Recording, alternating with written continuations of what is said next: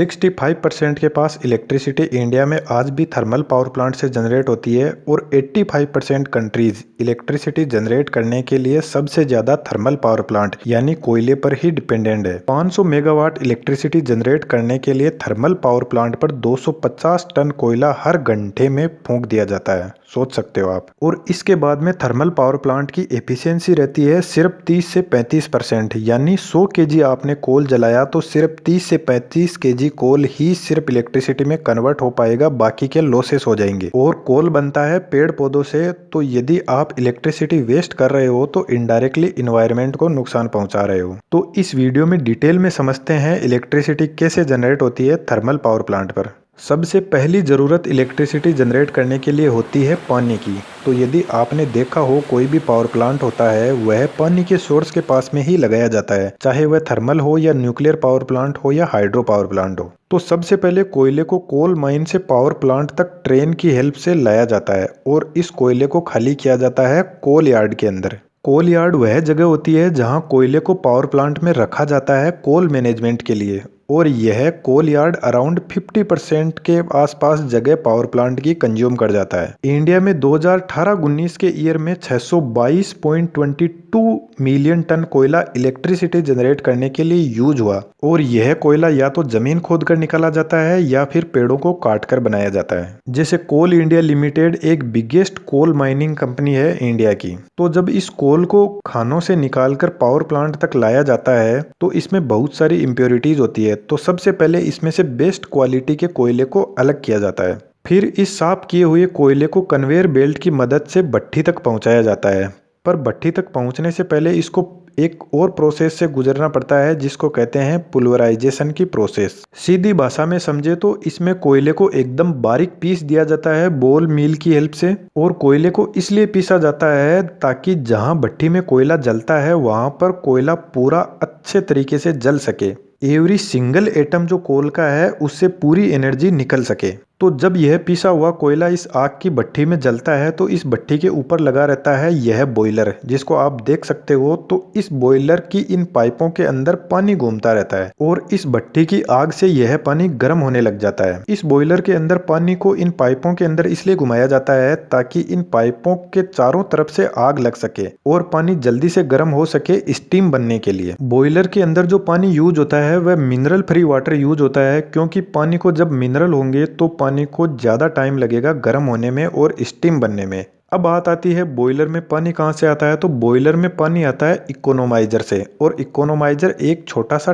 Tank जैसा होता है जिसको आप देख सकते हो। और इस इकोनोमाइजर को सेट किया जाता है इस आग की भट्ठी के पास में एकदम टच करके, ताकि पानी बॉयलर में जाने से पहले इस भट्ठी से थोड़ा गर्म हो जाए। और इस इकोनोमाइजर में पानी कहां से आता है उसकी अपन आगे बात करेंगे, वहां पर आपको अच्छे से समझ आएगा। अब जो यह थर्मल पावर प्लांट है इसमें इस आग की भट्ठी को लेकर दो प्रॉब्लम सबसे बड़ी आती है। पहली, जब इतना मिलियंस ऑफ टन कोयला जलता है तो इससे बनने वाली जो राख होती है उसका मैनेजमेंट का। अब आप सोच सकते हो कि 500 मेगावाट इलेक्ट्रिसिटी जनरेट करने के लिए 250 टन कोयला हर एक घंटे में जलाया जाता है। और जो दूसरी प्रॉब्लम है, जब कोयला पिसी हुई फॉर्म में जलता है तो इसको धुएं की फॉर्म में चिमनी से होते हुए इन्वायरमेंट में उड़ने का डर रहता है, क्योंकि यदि इतनी मिलियंस ऑफ टन कोयला में से यदि 1 टन कोयला भी उड़ गया तो कुछ ही दिनों में शहर में काले बादल छा जाएंगे।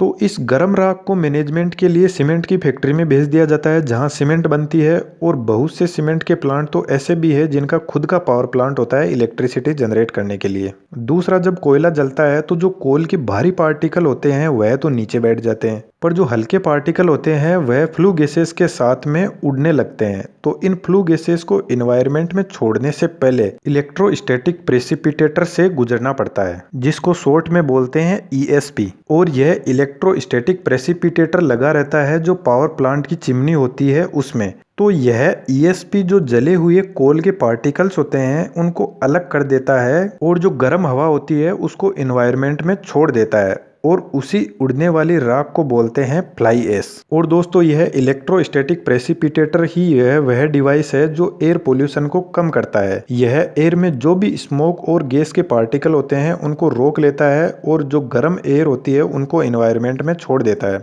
तो इस डिवाइस का यूज करके फैक्ट्रीज की चिमनी पर लगाकर पोल्यूशन को काफी हद तक कम किया जा सकता है। अपन थोड़ा आगे बढ़ते हैं। जब बॉयलर में पानी को बहुत ज्यादा गर्म किया जाता है तो वह स्टीम बनने लग जाता है, और यह जो बॉयलर की स्टीम होती है इसका टेम्परेचर होता है 550 डिग्री से लेकर 1000 डिग्री सेल्सियस तक। तो जब बॉयलर से इस हीटेड स्टीम को कलेक्ट किया जाता है तो इस हीटेड स्टीम को हाई प्रेशर के साथ में टरबाइन पर छोड़ा जाता है, और टरबाइन जुड़ी रहती है एक शाफ्ट के थ्रू जनरेटर से। तो जब टरबाइन घूमती है तो जनरेटर भी घूमना शुरू कर देता है। अब यह टरबाइन भी कई टाइप के होते हैं, फ्रांसिस, कैपलन, इम्पल्सिव।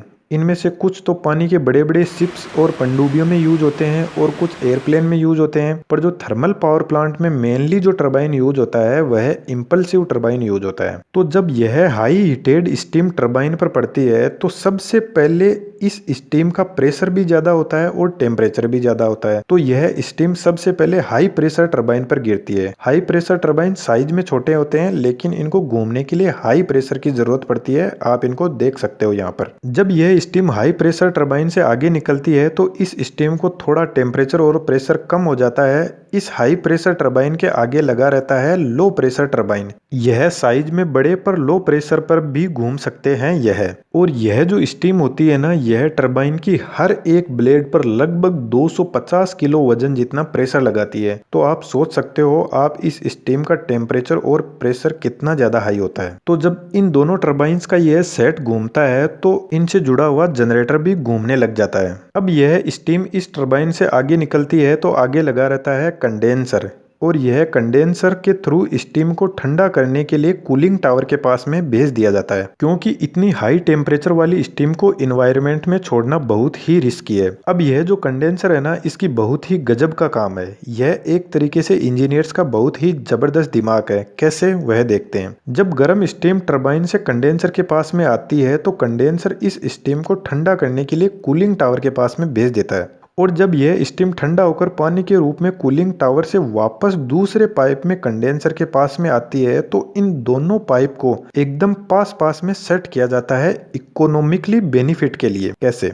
जिस पाइप में गर्म स्टीम जा रही है कूलिंग टावर के पास में, वह स्टीम जिस पाइप में ठंडा पानी वापस आ रहा है उससे थोड़ी ठंडी हो जाएगी, और यह जो ठंडा पानी है जो कूलिंग टावर से कंडेंसर के पास में आ रहा है यह गर्म स्टीम वाले पाइप से थोड़ा गर्म हो जाएगा। तो जब यह ठंडा पानी कंडेंसर से होकर आगे निकलेगा तो टरबाइन से जो हीटेड स्टीम आ रही है उससे और गर्म हो जाएगा, क्योंकि हमें तो यह पानी वापस बॉयलर के पास में भेजना है। तो अच्छा है ये जितना गर्म हो सके, ताकि बॉयलर को पानी को गर्म करने और स्टीम बनाने में ज्यादा टाइम ना लगे। और कंडेंसर के आगे यह पानी इकोनोमाइजर में जाता है, जो मैंने आपको अभी बताया था, जो यह आग की भट्टी के एकदम टच होकर लगा रहता है और इकोनोमाइजर से वापस बॉयलर में भाप बनने के लिए भेज दिया जाता है। अब यह जो कूलिंग टावर होता है ना, इसका गजब का मैकेनिज्म होता है जिसमें स्टीम को ठंडा किया जाता है। इसका मैकेनिज्म मैं आपको एक बहुत ही शानदार एग्जाम्पल से समझाता हूँ। अक्सर आपने देखा होगा कि गर्मियों में जो पानी की टंकी छत पर रखी रहती है उसमें पानी बहुत गर्म हो जाता है, नहाने के लायक भी नहीं रहता है वह पानी। अब उस पानी को ठंडा करने के लिए एक सिंपल सा तरीका बताता हूँ आपको, वह भी एकदम फ्री। तो जब भी आप नहाने जाओ उससे पहले एक पानी का टब या बाल्टी लेकर उसमें फंवारा चला देना, यही बाथरूम में नहाने वाला फंवारा। जब पानी फंवारे से लेकर टब तक आएगा बूंदों के रूप में, तो यह पानी हवा के संपर्क में आकर काफी हद तक ठंडा हो जाएगा। और यदि आपने इस फंवारे वाली बूंदों पर फैन चला दिया तो यह पानी बहुत ही ठंडा हो जाएगा। और यही सेम मैकेनिज्म यूज होता है कूलिंग टावर में और बारिश के पानी में। बारिश का पानी आप देख लेना बहुत ही ठंडा रहता है, इतना ठंडा कि कई बार तो बर्फ बनकर नीचे गिरता है, जिसको हम ओले बोलते हैं। जब स्टीम को कूलिंग टावर में ऊपर से नीचे की तरफ गिराया जाता है फंवारे से, तो रास्ते में हवा के संपर्क में वह ठंडी हो जाती है और पानी में भी बदल जाती है। और कूलिंग टावर आप नीचे से देख सकते हो खुला रहता है, इसमें नेचुरल हवा एंटर होती है नीचे से और स्टीम को ठंडा करके ऊपर निकल जाती है। और इस हवा के साथ में कुछ स्टीम भी एनवायरनमेंट में फैल जाती है, पर इसका कोई नुकसान नहीं है क्योंकि यह सिर्फ पानी है। कूलिंग टावर में नीचे की तरफ पानी रहता है और यह पानी जब पावर प्लांट को किसी नदी या तालाब के पास में सेट किया जाता है तो पंप से खींचा जाता है और यह पानी स्टीम को ठंडा करने के लिए काम में आता है, और बाद में यही पानी आगे बॉयलर के पास में जाता है गर्म होने के लिए। अब यह जो जनरेटर घूमता है टरबाइन से 11,000 वोल्ट यानी 11 केवी तक जनरेट करता है। यह जनरेटर फेराडे के लॉ ऑफ मैग्नेटिज्म पर काम करता है और इस पर मैंने डिटेल में एक सेपरेट वीडियो बनाया है। इस आई बटन पर क्लिक करके आप जरूर देखना, आपका बहुत नॉलेज बढ़ेगा। अभी तो इलेक्ट्रिसिटी सिर्फ जनरेट हुई है, इसको हमारे घरों तक पहुंचने के लिए बहुत लंबा सफर तय करना है। यह जो पावर प्लांट की पूरी प्रोसेस होती है यह ऑटोमेटिक होती है। इन बड़े बड़े टरबाइन जनरेटर और कोल को मेंटेन करने के लिए बहुत सारे लोग लगे रहते हैं जो इस जनरेटर बॉयलर की हर एक सेकंड की परफॉर्मेंस चेक करते रहते हैं, क्योंकि बॉयलर का टेम्परेचर इतना ज़्यादा होता है कि यदि बॉयलर फट जाए तो पूरा का पूरा शहर तबाह हो सकता है और लोगों की हड्डियां तक नहीं मिलेगी। और यह जनरेटर साइज में इतने बड़े और महंगे होते हैं कि इनकी हर एक चीज को मॉनिटर किया जाता है। यह किस स्पीड पर घूम रहे हैं, कितना वोल्टेज जनरेट कर रहे हैं, कितना करंट जनरेट कर रहे हैं, क्या फ्रीक्वेंसी है, कौन से लॉसेस हो रहे हैं, कितना इनका टेम्परेचर है, हर एक चीज को मॉनिटर किया जाता है। क्योंकि यह जनरेटर 3000 आरपीएम की स्पीड पर 1 साल तक बिना रुके कंटिन्यूअसली फुल लोड पर चलते रहते हैं और इसीलिए इनकी सिक्योरिटी में भी बहुत ज्यादा खर्च होता है। अब जब जनरेटर के टर्मिनल से 11,000 वोल्ट कलेक्ट कर लिया जाता है तो इस वोल्टेज को इन बड़े बड़े ट्रांसफॉर्मर की हेल्प से स्टेप अप किया जाता है 400 किलो वोल्ट तक। क्योंकि जब इलेक्ट्रिसिटी पावर प्लांट से होकर हमारे घरों तक पहुंचती है तो रास्ते में बहुत से लॉसेस होते हैं। इस वजह से इस हाई वोल्टेज पर ट्रांसफर किया जाता है ताकि कम से कम लॉसेस हो। जब यह 400 केवी इन बड़े बड़े टावर की हेल्प से बड़ी सिटी के बड़े जीएसएस में लाया जाता है तो इस 400 केवी को स्टेप डाउन किया जाता है वापस 11 केवी तक। अब इस ट्रांसमिशन लाइन का भी बहुत ध्यान रखना पड़ता है। इसका भी load flow every time check किया जाता है क्योंकि इनमें 4 लाख वोल्ट से जो इन पर इफेक्ट पड़ता है वह बहुत ही जबरदस्त होते हैं। तो जब इन बड़े बड़े ट्रांसफॉर्मर से इन 400 केवी को 11 केवी तक स्टेप डाउन कर लिया जाता है तो इस 11 केवी की लाइन की हेल्प से हमारे घरों तक ट्रांसफर किया जाता है। और यदि आपने देखा हो तो इस 11 केवी को घरों में यूज करने से पहले हमारी गली के नुक्कड़ या घरों के पास में एक छोटा ट्रांसफॉर्मर लगाया जाता है जो इस 11 केवी को 400 वोल्ट तक स्टेप डाउन करता है। और इस 400 वोल्ट में 3 फेज और एक न्यूट्रल वायर होता है, तो एक फेज और एक न्यूट्रल वायर लेकर हमारे घरों में 220 वोल्ट की इलेक्ट्रिसिटी पहुंच जाती है जिसको हम काम में लेते हैं। और घर की शानदार सुविधाओं में बैठकर बोलते हैं कि यार लाइट क्यों चली जाती है।